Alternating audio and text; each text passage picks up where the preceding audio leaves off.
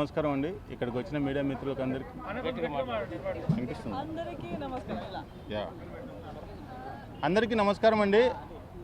ఇక్కడికి వచ్చిన మీడియా మిత్రులకు అందరికీ నా ఆర్థిక అభినందనలు. సో నా పేరు కిరణ్ ఏన్కే, మా అమ్మ పేరు అంకాలమ్మ, మా నాన్న పేరు సుబ్బరాయుడు. నేను తీసే సినిమా ఈమె సుబ్బమ్మ ఇదే ఈమె కథ. దాని ప్రొడ్యూసర్ గారు మంద మల్లికార్జున రెడ్డి గారు. సో సినిమా గురించి ఒక ఫ్యాషన్తో వచ్చిన మంద మల్లికార్జున రెడ్డి గారు ఒక 3 years వరకు ఒక స్టోరీ కోసం తిరిగి అనుకోకుండా యాదృచ్ఛికంగా ఈ స్టోరీ వినడం, ఆయనకి ఇది నచ్చడం, అనుకోని ఒక యాదృచ్ఛికంగా జరిగిన ప్రయాణం ఇది ఇంతవరకు తీసుకొచ్చింది. సో మీడియా మిగతా తదితరులందరి సహకారంతో మరింత ముందుకు వెళ్ళాలని కోరుకుంటున్నా. సో మీరు మాట్లాడండి.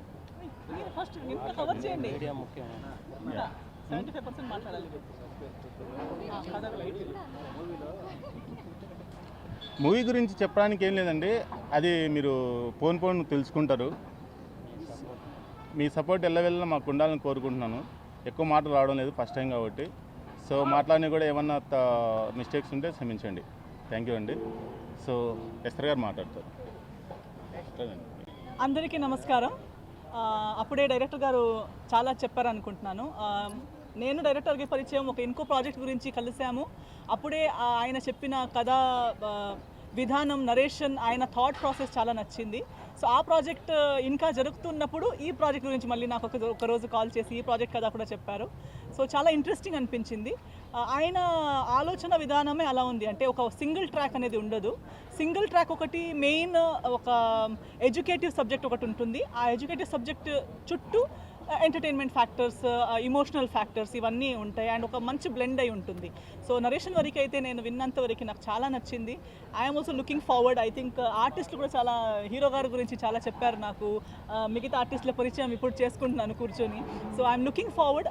ఒక మంచి టీంతో, ఐ థింక్ ఎప్పుడూ ఒక క్రియేటివ్ కొత్త ఆలోచనలు ఉన్న టీమ్స్తో పనిచేయడానికి చాలా, నేర్చుకోవడానికి చాలా ఉంటుంది.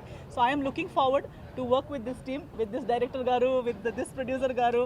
సో ఈ టీమ్కి, మన ప్రొడ్యూసర్ గారికి, డైరెక్టర్ గారికి ఈ ప్రాజెక్ట్ వల్ల అంత బాగా జరగాలి. అప్పుడే పూజ చేసేటప్పుడు కూడా పంతులు గారు అదే చెప్పారు.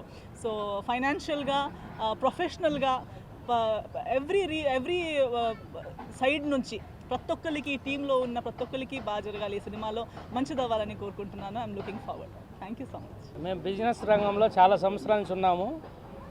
1996 నుంచి చాలా బిజినెస్ చేశాము. ఫస్ట్ టైం మూవీలోకి ఎంట్రన్స్ ఇచ్చాము. ఫస్ట్ కొత్త డైరెక్టర్కి అవకాశం ఇచ్చాము. దానివల్ల కొద్దిగా మాట్లాడే హీరోకి నా కృతజ్ఞతలు అందరికీ, ఈ టీం వర్కర్ అందరికీ, మీడియా ప్రతినిధులందరికీ నమస్కారం. మీడియా ప్రెస్ అందరికీ నమస్కారం. నా పేరు శ్యామ్ సెల్వన్.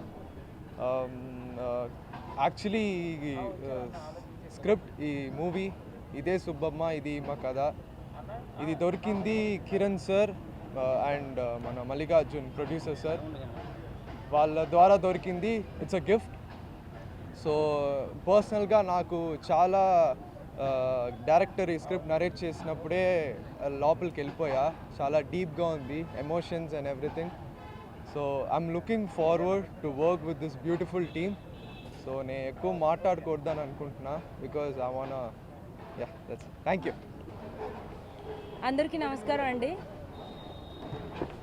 అందరికీ నమస్తే. నా పేరు శ్రీరితిక. యాక్చువల్గా నేను కొన్ని రోజులుగా షూటింగ్స్ అయితే చేయట్లేదు. ప్రీవియస్గా టీవీలో కనిపించాను.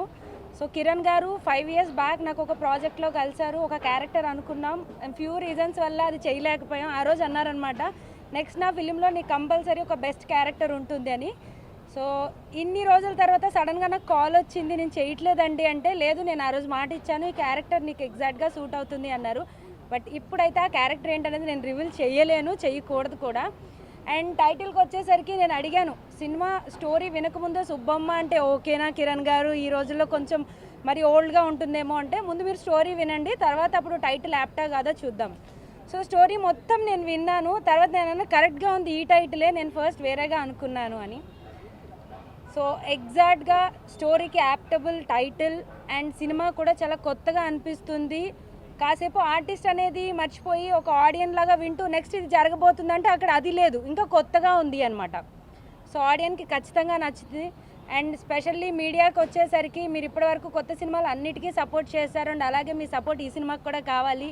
సక్సెస్ మీట్తో మీ ముందుకు మళ్ళీ మా టీం అంతా రావాలని కోరుకుంటున్నాను. Thank you so much.